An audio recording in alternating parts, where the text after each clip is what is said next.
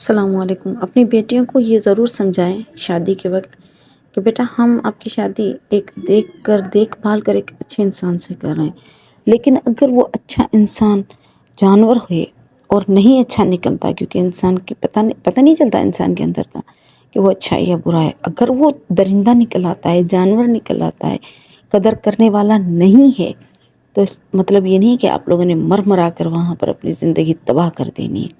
ہمارے یہاں والدین کے پاس یہ کانسیپٹ ہوتا ہے، والدین کہتے ہیں بیٹیوں کو کہ بیٹا آپ لوگوں کی یہاں سے ڈولی اٹھی ہے اور آپ کا جنازہ آپ کے شوہر کے گھر سے اٹھے گا، چاہے آپ کا شوہر جانور کیوں نہ ہو۔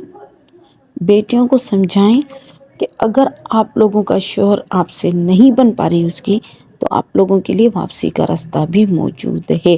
ہاں، ناجائز نہیں ہونا چاہیے، لیکن شریعت میں ایسی کئی واقعات موجود ہیں کہ اس طرح کی چیزیں بھی ہوئی ہیں۔ خدا آپ صلی اللہ علیہ وسلم کی بیٹیوں کو طلاق ہوئی ہے، خود صحابیات کو طلاق ہوئی۔ آپ صلی اللہ علیہ وسلم کی کتنی بیویاں تھیں جو بیوہ تھیں، کتنی بیویاں تھیں جو طلاق یافتہ تھیں۔